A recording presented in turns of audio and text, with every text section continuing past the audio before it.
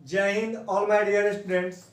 Best of luck for your written examination of Air Force, which are going to start from your 4 November to 8 नवंबर। तो आपकी अब समय आ गई है जो 4 नवंबर से आपके 8 नवंबर के बीच एयरफोर्स रिटेन एग्जामिनेशन होने जा रही है। तो उम्मीद करते हैं आप सभी स्टूडेंट्स की तैयारी बहुत अच्छी होगी और काफ़ी समय भी मिला है तो आपकी तैयारी बेहतर हो गई होगी। तो इस बार आपकी जो मेहनत है बिल्कुल सफल होने जा रही है और जो आपकी जीत है, जो आपका उम्मीद है, वह उम्मीद इस बार एयरफोर्स के वर्दी को पाकर पूरी होगी। ये मेरे तरफ से आपका शुभाशीष है और भगवान आपको इसके लिए शक्ति दे और आपकी जो मेहनत है उसका परिणाम मिले। तो इस तरह से हम बात करते हैं कि आपको एग्जामिनेशन सेंटर में किस तरह से अपने आप को एडजस्ट करना है। यदि आपका एग्जाम 4 नवंबर को हो या एग्जाम हो सकता है आपके 5 या 6, 7, 8 यानी 4 से 8 कभी भी हो सकता है। तो ध्यान रखिएगा सबसे पहले कि आप एग्जामिनेशन सेंटर में खुद को कैसे एडजस्ट करें। तो सबसे पहले यदि बात है तो आप एग्जामिनेशन सेंटर जो है, आप जो भी रिपोर्टिंग टाइम आपको बताया गया है उससे 1 घंटा पहले पहुंचिए। जो भी कोविड-19 का आपको इंस्ट्रक्शन दिया गया है उसको फॉलो कीजिए, मास्क वगैरह लेके जाना है। तो ये सभी बातों को भी ध्यान देना है। और इसके बाद यदि बात करते हैं तो सबसे पहले आपके जो रिटेन एग्जामिनेशन है, जैसे वहां जाने के बाद यदि आपके एग्जामिनेशन है, यदि आप एक्स ग्रुप के कैंडिडेट हैं या सिर्फ वाई ग्रुप के हैं या हो सकता है आप दोनों के हो सकते हैं, तो एक्स का हो या वाई को हो या दोनों का हो उससे मतलब नहीं है। मतलब है कि how to manage your time, आपको टाइम को कैसे मैनेज करना है। यानी आप देखिए सबसे बड़ी बात कि आपको जो है टाइम का मैनेजमेंट सही होना चाहिए। आपका जो है टाइम मैनेजमेंट यदि सही है तो आपका जो है रिजल्ट पक्का हो जाता है। यदि आप 100% क्वेश्चन करते हैं तो भी रिजल्ट नहीं हो सकता है यदि आपका टाइम मैनेजमेंट और एक्यूरेसी सही ना हो तब। तो सबसे पहली बात कि रिजल्ट के लिए तो आपको 50 से 60% ही आपको क्वेश्चन सॉल्व करने होते हैं। जैसा कि आपको मालूम होगा कि यदि 70 नंबर ग्रुप एक्स का है तो आपके 40 नंबर तक आपके मेरिट लिस्ट बन जाते हैं। यदि वाई ग्रुप का 35 से 40 तक आपका मेरिट लिस्ट बन जाते हैं। तो इस तरह से आपके 60% देखा जाए तो यदि आप सही से क्वेश्चन जो है सॉल्व कर देते हैं, आप आंसर शीट को फिल कर देते हैं तो आपकी रिजल्ट हो जाएगी। तो फिर बात करते हैं कैसे हम टाइम को मैनेज करें। देखिए सबसे पहले यदि हम बात करें तो यदि आपको क्वेश्चन पेपर जो है स्क्रीन पे मिलेंगे तो आपके जैसे इंग्लिश का यदि क्वेश्चन मिलता है तो इंग्लिश का क्वेश्चन मिलता है तो इसमें 20 क्वेश्चन होंगे। देखिए कोई भी पेपर में 2-4 क्वेश्चन जो होते हैं हार्ड होते हैं, स्टैंडर्ड होते हैं, उस क्वेश्चन को समझना है। यदि ध्यान दीजिए यदि इंग्लिश का क्वेश्चन यदि आपको मिलता है तो सबसे पहले यदि पैसेज है, पैसेज होता है तो ये पैसेज को आपको 1, 2, 3 क्वेश्चन पैसेज के दिए होंगे। हो सकता है कभी कभी 4 क्वेश्चन होंगे। एयरफोर्स का जो पैसेज है वह लंबा नहीं होगा, लॉन्ग नहीं होगा। पैसेज जो है आपके स्मॉल ही होंगे और पैसेज इजी होंगे। अब देखिए सबसे पहले इंग्लिश यदि स्टार्ट करते हैं तो सबसे पहले ध्यान ये देना है कि आपको यदि 20 मिनट इंग्लिश में है तो आप ये पैसेज को पहले क्या करिए, छोड़कर आगे बढ़िए और 4 नंबर क्वेश्चन से 20 नंबर क्वेश्चन तक आप क्या कीजिए, अटेम्प्ट कीजिए। तो इस तरह से आप देखिएगा कि मुश्किल से 10 से 12 मिनट या 15 मिनट तक आप पूरे पैसेज को छोड़कर जो है आप आसानी से इंग्लिश का क्वेश्चन सॉल्व कर देंगे। तो क्वेश्चन सॉल्व जिस तरह से करते जाइएगा, यदि एक क्वेश्चन सॉल्व कीजिएगा आंसर भी आप जो है वहीं पे लगाते जाइएगा, क्योंकि एक ऐसा भी समय आता है कि पूरे आंसर को लिखकर और पूरे आप क्या चाहते हैं कि एक ही बार आंसर को फिल करें, तो वैसे कंडीशन में होता क्या है कि आपके टाइम आउट हो सकते हैं। इसलिए जैसे ही क्वेश्चन को आप बना लीजिएगा वैसे ही आप फिल कर दीजिएगा। उसके बाद जो है लास्ट में आप पैसेज को सॉल्व कीजिए। पैसेज को सॉल्व करने के लिए आप क्वेश्चन को रीड कीजिए। सबसे पहले you first read your question, carefully, then after you relate your question in your passage, फिर पैसेज में रिलेट कीजिए। माय डियर, आपके क्वेश्चन का आंसर पैसेज में होगा, इतना हार्ड नहीं आने वाला। पैसेज का जो क्वेश्चन होगा वह उसका आंसर उसी में होगा, और हो सकता है यदि हार्ड भी होगा तो एक आध क्वेश्चन जो है आपके सेंस पे होंगे, यानी साइनो एंटो वगैरह होंगे, वो भी आप थोड़ा सा समय निकालिएगा, समय दीजिएगा केयरफुली से, तो आप समझ जाइएगा।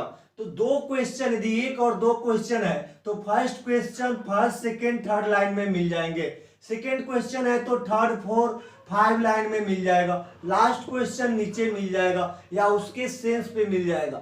तो इस तरह से आप जो है इंग्लिश के 20 क्वेश्चन को सॉल्व करके यदि आप 18 प्लस मार्क्स भी लाते हैं तो आपकी बेहतर रिजल्ट होगी और आपके मेरिट लिस्ट में यह स्कोर करेगा। तो सबसे पहले यही बात ध्यान रखना है कि पेपर को मिलते ही पैसेज को आगे छोड़कर बढ़ना है, बाकी सभी क्वेश्चन को सॉल्व करना है। जो क्वेश्चन आपको नहीं समझ में आएगा वो छोड़ देना है, 2-3 क्वेश्चन छूटता भी है तो छोड़ देना है, और यदि बन जाता है तो उसको बनाकर उसके बाद पैसेज पे आ जाना है। इसके बाद यदि बात करते हैं तो यदि आपकी मान लीजिए फिजिक्स है, फिजिक्स या मैथ, यदि इसकी बात करें या रागा, तो इसको कैसे अटेम्प्ट करना है। जैसे देखिए फिजिक्स के यदि 1 to 25 क्वेश्चन है या मैथ के 1 to 25 क्वेश्चन है, तो 1 to 25 क्वेश्चन को आप इस तरह से मत बनाते चलिए कि फर्स्ट क्वेश्चन का आंसर आ गया, सेकंड का आ गया और थर्ड का आएगा तबे हम 4 का बनाएंगे, तबे हम 5 का बनाएंगे। ऐसा मत कीजिए। हो सकता है आप किस तरह एडजस्ट कीजिए टाइम को, यदि मेरा माने तो इस तरह से आप एडजस्ट कीजिएगा कि यदि हमारा फिजिक्स का 1 to 25 क्वेश्चंस है तो हम पहला जो है, यदि हमारे पास जो टाइम दिया हुआ है, यदि उस टाइम में यदि मान लीजिए हमारे पास 20 मिनट है और 20 मिनट में आप कोशिश कीजिए कि शुरुआत के 15 मिनट यानी कि हम पूरे क्वेश्चन 1 to 25 क्वेश्चन को रीड कर जाएंगे, यानी 30 से 40 सेकेंड में यदि फर्स्ट सेकेंड थर्ड इस तरह से 25 तक पढ़ेंगे क्वेश्चन को तो 30 से 40 50 सेकंड में आपके मिल जाएंगे। 1 से 25 क्वेश्चन में आपके 15 प्लस अप्रॉक्स 15 क्वेश्चन के आंसर 50 सेकंड से कम में मिलेंगे और 30 सेकंड के बीच में मिल जाएंगे, यानी 15 क्वेश्चन आपको बन जाएंगे इजी वे में। और जो क्वेश्चन 10 क्वेश्चन नहीं बनेगा वह क्वेश्चन जो है अब आप वहां से नोट जो कर लिए हैं तो यहां से आपको कॉन्फिडेंस मिलेगा कि हमने तो 15 क्वेश्चन बना लिया। अब जो आपके पास टाइम है, अब जो टाइम है वह टाइम में इस 10 क्वेश्चन में जितना भी क्वेश्चन बनता है, यदि 5 क्वेश्चन ही बन गया तो आपका 20 मार्क्स हो जाएगा। तो इस तरह से आपके सिक्योर कितने क्वेश्चन हो जाएंगे, आपके 20 क्वेश्चन हो जाएंगे, जो आपके मेरिट लिस्ट के लिए काफी है।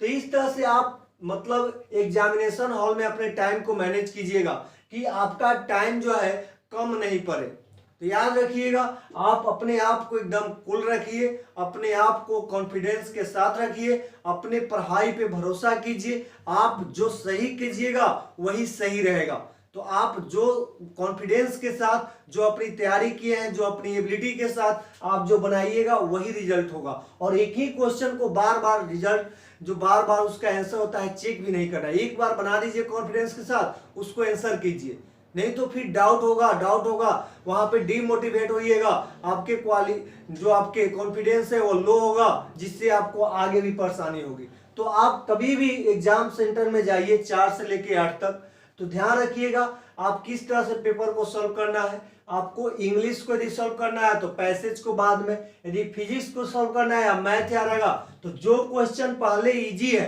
मतलब पूरा पहुंचेंगे 1 to 25 पूरा एक बार में पहुंचेंगे, चाहे हमको 15 मिनट लगे, उसमें जितना क्वेश्चन बन जाए मतलब जल्दी से, तो वो क्वेश्चन यदि 15 से 20 बन गया, 5 क्वेश्चन छूटा है, बाकी समय में वो क्वेश्चन कर लीजिए। इससे क्या होगा कि आप लाइन बाय लाइन क्वेश्चन बनाइएगा तो आपका ऐसा समय आएगा कि टाइम आउट हो गया और 20 क्वेश्चन के बाद आप देखे ही नहीं। तो पहला चांस क्या बनता है कि आप सभी क्वेश्चन को देख लिए, जो इजी क्वेश्चन था उस तरह से बन गया, अब जो हार्ड क्वेश्चन है उसको बना रहे हैं, यदि टाइम आउट भी हो गया तो हार्ड क्वेश्चन छूट गया।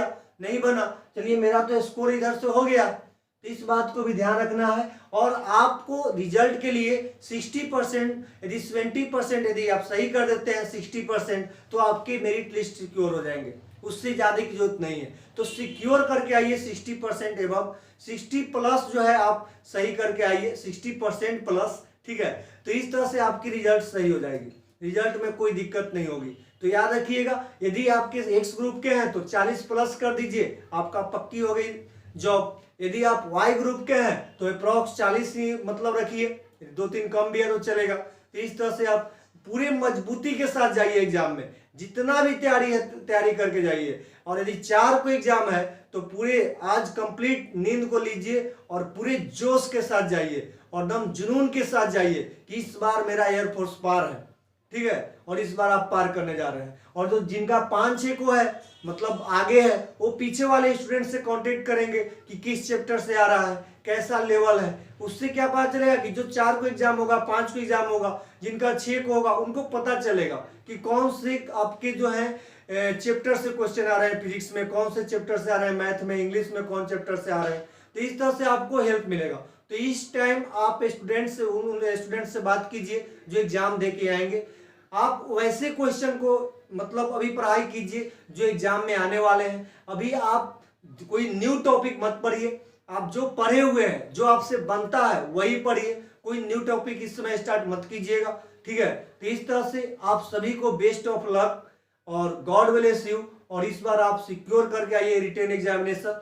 आप मुझे बताइए कि सर मेरा जो है 50 प्लस मार्क्स आएंगे एक्स ग्रुप में, वाई ग्रुप में यदि है तो आप बोलिए कि सर 40 प्लस आएंगे, सिक्योर है। और उसके बाद आप जो है इंग्लिश जो आपके है सेकेंड फेज में, आपके जो इंग्लिश से ही भरा पड़ा है वह है आपका 20 नंबर का ऑफलाइन इंग्लिश, उसके बाद साइको जीडी, उसका 101% गारंटी हम लेते हैं आपको सफल बनाने का। वो हम आपको जैसे ही एग्जाम क्लियर हो जाएगा, दैट मीन्स जैसे ही आपका एग्जाम बेहतर जाएगा, 10 नवंबर से ही आपका सेकंड फेज स्टार्ट करेंगे, उसमें 20 से 25 या 1 महीना तक चलेगा। 101% दावे के साथ सेकंड फेज हम आपको सफल बनाकर ही छोड़ेंगे, ठीक है। तो उसके लिए कोई डाउट नहीं, रिटन पार करके आइए, उसके बाद सेकंड फेज पार हो जाएगा। उसके बाद जो है थर्ड फेज मेडिकल, तो आप फिट है ही, इस एज में कुछ होता नहीं है, उसके बाद फिर जॉब कीजिए, ठीक है। तो बेस्ट ऑफ लक, ठीक है। God bless you. जय हिंद, जय हिंद, जय हिंद।